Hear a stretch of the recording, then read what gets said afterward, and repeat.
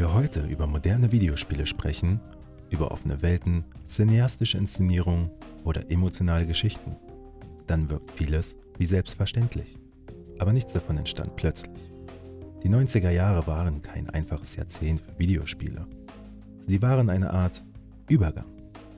Ein Übergang von Arcade-Hallen ins Wohnzimmer, zwischen 2D und 3D, zwischen klaren Regeln und völlig neuen Möglichkeiten. Aber was bedeutet das jetzt?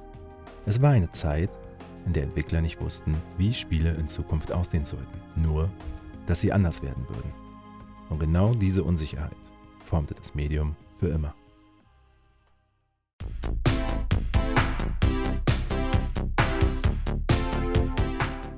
Zu Beginn der 90er war das Herz der Videospielkultur noch nicht im Wohnzimmer. Es schlug in den Spielhallen. Arcades waren Orte der Extreme. Man ging nicht hinein, um sich treiben zu lassen. Man wurde herausgefordert. Ein Blick auf den Bildschirm, ein Coin in der Hand, eine Entscheidung. Spiele mussten sofort funktionieren. Es gab keine Erklärungen, keine Tutorials. Ja, bestenfalls gab es Freunde, die einen Tipps geben konnten. Innerhalb von Sekunden musste klar sein, worum es ging. Und warum man weiterspielen wollte. Grafiken waren laut, Sounds aggressiv, das Gameplay war kompromisslos. Titel wie Street Fighter 2 oder Virtua Racing waren mehr als nur Spiele. Sie waren soziale Ereignisse. Man stand hinter anderen Spielern, beobachtete ihre Züge, lernte durch Zuschauen. Skill war sichtbar. Niederlagen waren öffentlich. Diese Kultur prägte nicht nur Spielmechaniken, sondern auch Denkweisen. Eindeutige Silhouetten, sofort lesbare Animationen und ein klares Feedback an dich als Spieler. Arcades fühlten sich größer an als das Leben selbst. Alles war intensiver, schneller und lauter. Es gab dir dieses gewisse Gefühl. Es war ein Treffpunkt mit Freunden, aber auch mit Fremden zum gemeinsamen Spielen.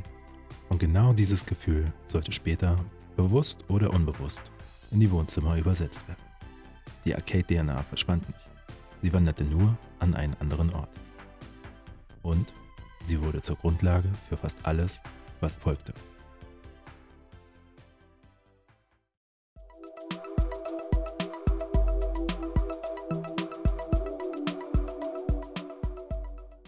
Wenn man heute an die frühen 90er denkt, dann fühlt sich vieles davon erstaunlich stabil an. Das Super Nintendo war kein Experiment. Es war eine Verfeinerung eines bestehenden Systems. Aber alles wirkte ausgereifter. Sprites waren präzise, Farben bewusst gewählt, Animationen waren flüssig genug, um Persönlichkeit zu vermitteln. Entwickler kannten die Grenzen. Und genau deshalb konnten sie das Maximum dieser Technik herausholen. Die 16-Bit-Ära war, wenn man so will, die Zeit der schönsten Sprite-Grafiken. Super Metroid oder Chrono Trigger fühlten sich nicht nur gut an, sie fühlten sich richtig an. Genau das, was man sich auch heute unter einer guten Pixelgrafik vorstellt. Und das, obwohl die SNES in seiner Hochzeit kein technisches Wunderwerk war. Es war ein Design-Monument. Es lehrte eine ganze Generation, dass gute Spiele nicht durch Rechenleistung entstehen, sondern durch Balance. Diese Philosophie sollte noch viele Entwickler begleiten, selbst dann, als sich die Technik dramatisch veränderte.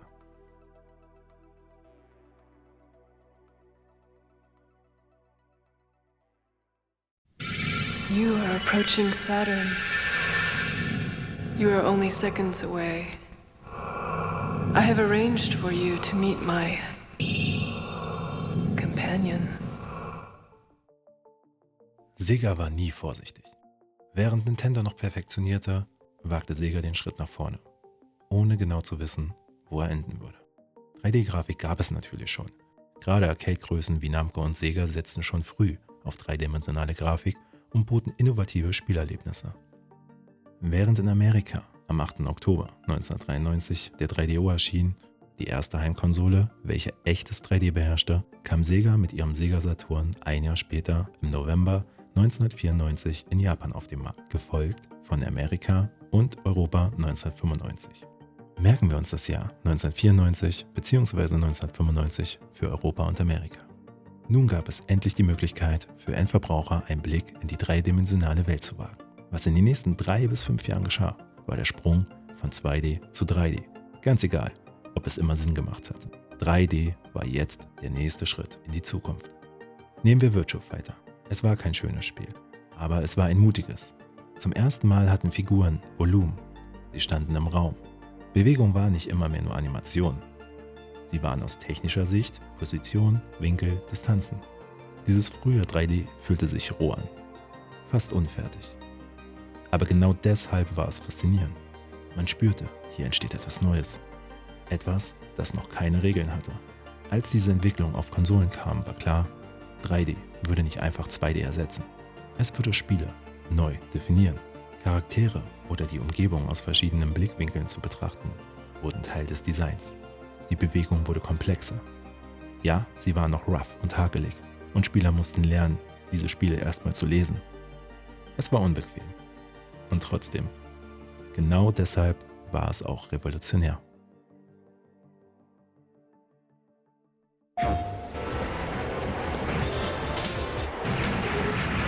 Subete no Game wa koko ni atsumaru. Game no katamari, PlayStation. Deta.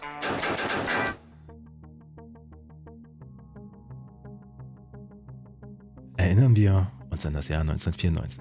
Am 3. Dezember erschien die PlayStation 1 in Japan, während wir uns in Europa und Nordamerika noch bis zum 29. bzw. 9. September des Folgejahres gedulden mussten. Als Sony in den Markt eintrat, fühlte sich das nicht wie die nächste Konsolengeneration an, sondern wie ein Perspektivwechsel. Auch wenn Sega mit ihrer Konsole nicht nur mehr Erfahrung in dem Genre hatte und die Konsole mehr Rechenleistung verfügte, war es dann doch die PlayStation, welche die 3D-Ära dominierte. Was vor allem an der einfacheren 3D-Entwicklung, der besseren 3D-Leistung und dem aggressiven Marketing lag. Spiele sollten nicht mehr nur funktionieren oder beeindrucken, sie sollten etwas sein. Gerade in der frühen Phase dieser Generation war die Technik noch sehr roh. Polygone waren sichtbar, Texturen oft verzerrt und Kanten flimmerten. Doch anstatt diese Schwächen zu verstecken, begannen Entwickler mit ihnen zu arbeiten. Plötzlich entstanden Bilder, die man vorher noch nie gesehen hatte. Es entstand Weite, leerer Raum, harte Kameraschnitte. Faktisch gab es mehr Farben, aber in einer reduzierteren Farbpalette. Spiele wie Ridge Racer, Wipeout oder Tekken wirkten nicht perfekt, aber modern, fast futuristisch. Besonders prägend war, wie sich die Stimmung veränderte.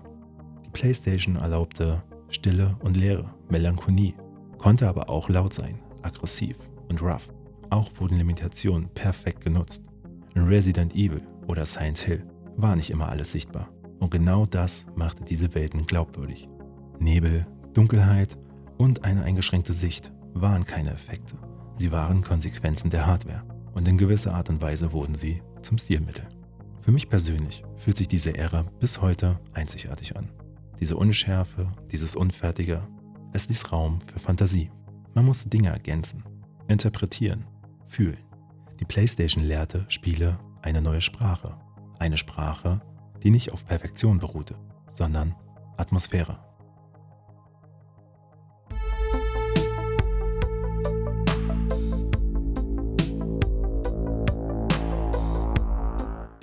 Gegen Ende der 90er änderte sich der Ton der Spiele spürbar. Nintendo brachte mit etwas Verspätung die N64, welche mit Super Mario 64 und dank des Controllers einen Weg gefunden hatte, Mario kinderleicht über die Spielwelt zu führen. Ende 97 zog Sony schnell nach und brach den DualShock-Controller in Japan als erstes auf den Markt. Auch wenn man sich nun in 3D-Welten dank der neuen Controller drastisch besser durch die Spielwelt manövrieren konnte, waren es aber nicht diese, die im Gedächtnis blieben und am Ende den 90er 3D-Look und Charme ausmachten. Ja, die Technik war immer noch begrenzt. Die Sichtweiten waren kurz und die Animation manchmal steif. Aber Entwickler hörten auf, diese Schwächen zu verstecken. Sie begannen sie zu nutzen. Ob es nun der eben erwähnte Nebel in Silent Hill ist oder die Weitsicht eines Dino Crisis oder Resident Evil. Feste Kameraperspektiven wie im Final Fantasy oder 4-Effekt. Es waren keine Einschränkungen, sie waren Kontrolle. Kontrolle darüber, was Spieler sehen durften und was nicht. Horror entstand nicht durch Gewalt, sondern durch Unsicherheit, durch das Gefühl, dass etwas außerhalb des Bildes existiert. Vorgerenderte Hintergründe und frühe CGI-Cutscenes holten dank der Speichergröße einer CD das meiste aus der Konsole raus. Spiele wurden cineastischer und atmosphärischer. Ja, und doch ein bisschen clunky. Und trotzdem war klar, Videospiele konnten Gefühle erzeugen, die über Spaß hinausgingen.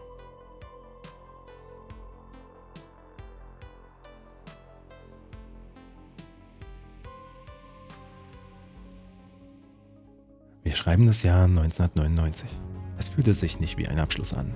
Es fühlte sich an wie ein Innehalten. Ein Moment, in dem alles Gelernte zusammenkam. Spiele wie Tekken 3, Final Fantasy 8, Metal Gear Solid, ein GoldenEye, The Legend of Zelda, Ocarina of Time. Diese Spiele waren nicht nur technisch beeindruckend, sie waren selbstbewusst. Sie wussten, was sie sein wollten. Präsentation, Musik, Kamera, Interface, alles arbeitete zusammen. Nicht perfekt, aber bewusst. Die 90er endeten nicht mit einer Explosion, sie hinterließen ein Fundament, eine Essenz. Die Idee, dass Spiele auch mal Stil haben dürfen. Raus aus dem Kinderzimmer, auch für Erwachsene. Atmosphäre über Klarheit stellen dürfen. Die Generation danach baute darauf auf. Höhere Auflösung, mehr Polygone, größere Welten. Aber die Sprache, die Spiele sprechen, die wurde in den 90ern gelernt. Es war nicht das Ende der Ära, es war der Moment, in dem Videospiele wussten, wer sie sind.